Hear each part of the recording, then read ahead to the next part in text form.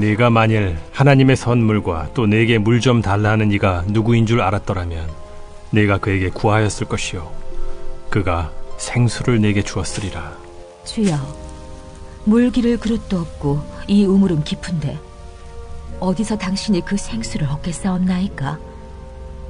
우리 조상 야곱이 이 우물을 우리에게 주셨고 또 여기서 자기와 자기 아들들과 짐승이 다 마셨는데 당신이 야곱보다 더 크니이까? 이 물을 마시는 자마다 다시 목마르려니와 내가 주는 물을 마시는 자는 영원히 목마르지 아니하리니 내가 주는 물은 그 속에서 영생하도록 솟아나는 샘물이 되리라. 주여, 그런 물을 내게 주사 목마르지도 않고 또 여기 물 기르러 오지도 않게 하옵소서. 가서 내 남편을 불러오라. 나는 남편이 없나이다. 내가 남편이 없다는 말이 옳도다. 너에게 남편 5이 있었고 지금 있는 자도 내 남편이 아니니 내 말이 참되도다. 오늘도 주님과 함께 복된 날이 되시기를 바랍니다. 시편 42편 1절을 보면 시편 기자는 인생의 갈증을 이렇게 표현하고 있습니다. 하나님이여, 사슴이 시냇물을 찾기에 갈급함같이 내 영혼이 주를 찾기에 갈급하나이다. 사람들은 항상 무엇인가에 끊임없이 목말라 합니다. 예를 들면 돈에 대한 갈증, 혹은 명예에 대한 갈증, 또는 사랑에 대한 갈증을 느낍니다. 때로는 무엇인지 알지는 못해도 갈증에 무작정 목말라 할 때도 있습니다. 예수님께서 쉬고 계시던 우물에 물을 길러 나온 여인이 있었습니다. 그 여인은 육신이 목말라 우물을 찾아왔지만 사실 이 여인에게는 더 깊은 인생의 갈증이 있었습니다. 주님께서는 바로 이 여인의 갈증을 아시고 자연스럽게 대화를 통하여 이 여인의 갈증을 끄집어내셨습니다.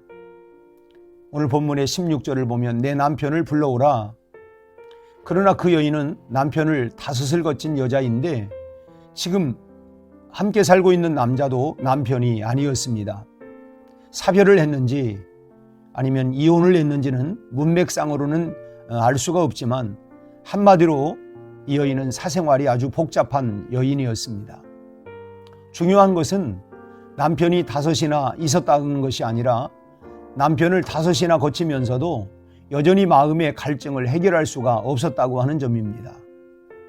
인생의 갈증은 남보다 5배를 가지고 있다 할지라도 해결되는 것이 결코 아닙니다.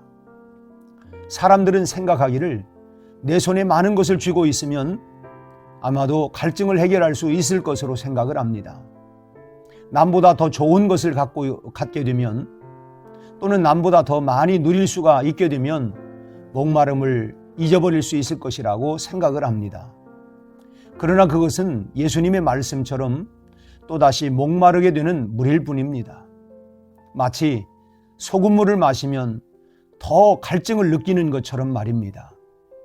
세상의 지식도 명예도 사랑도 이 땅에 있는 것들은 한결같이 다시 목마르게 하는 물들입니다. 맛보는 그 순간만큼은 시원하지만 다시금 목마를 수밖에 없는 것이 세상의 물입니다. 인생은 세상의 그 어떤 것을 가져도 만족할 수가 없습니다. 그래서 13절 말씀을 보시면 예수께서 대답하여 이르시되 이 물을 마시는 자마다 다시 목마르느니와 라고 말씀하셨습니다. 세상의 물은 아무리 많이 마셔도 그 순간뿐입니다. 돈도 권력도 만족을 주지 못합니다. 이것들을 통하여 세상에서 만족을 얻으려다가 결국은 파멸하게 됩니다. 그런데 주님께서는 우리에게 다시 목마르지 않는 물을 말씀하고 계십니다. 14절 말씀을 보시면 내가 주는 물을 마시는 자는 영원히 목마르지 아니하리니 내가 주는 물은 그 속에서 영생하도록 솟아나는 샘물이 되리라 하고 하셨습니다. 이 물은 마셔보지 않고는 도무지 알 수가 없습니다. 우리가 말로는 설명이 불가능합니다. 그러기에 여러분 이 물을 꼭 맛보시기 바랍니다. 이 물을 맛보지 못하면 우리의 신앙의 밭은 메마를 수밖에 없습니다. 그러나 이 생수를 일단 마시면 그 속에 샘의 근원이 생기고 계속해서 솟아나게 된다고 주님은 말씀하셨습니다.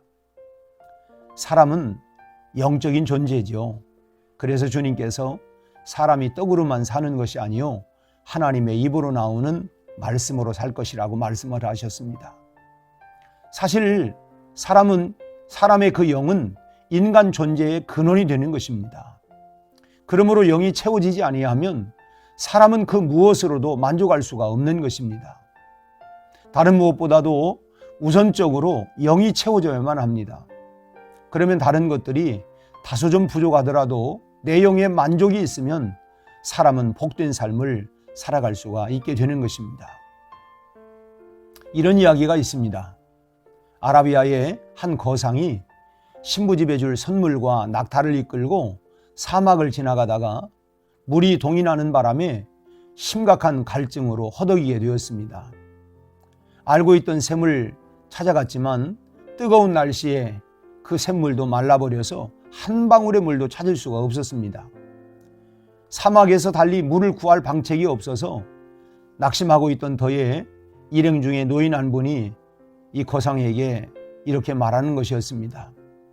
신부집 선불로 가져가고 있는 사슴을 사막에 놓아주십시오. 그러면 물냄새를 맡고 그곳으로 달려갈 것입니다. 그래서 더 이상 생각해 볼 겨를조차도 없이 사슴을 풀어주었습니다.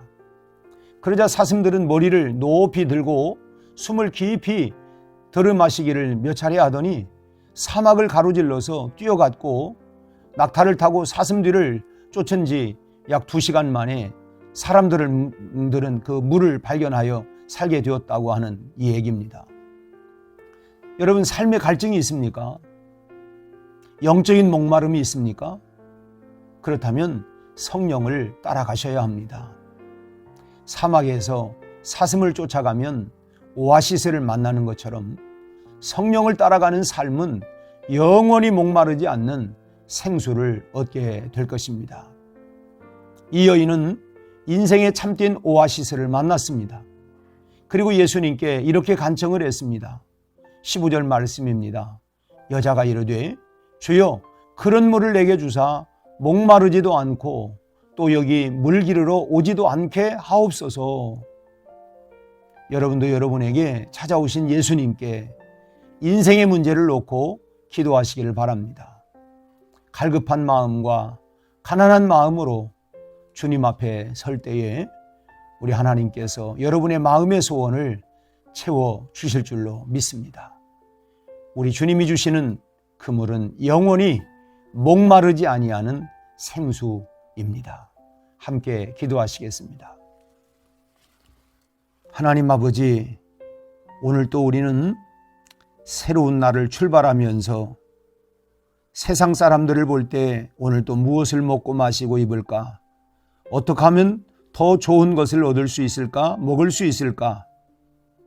이것에 굶주려 목말라 하고 있지만 그러나 세상 그 어떤 것으로 우리 영혼의 갈증을 해결할 수 있는 법은 없는 줄 압니다.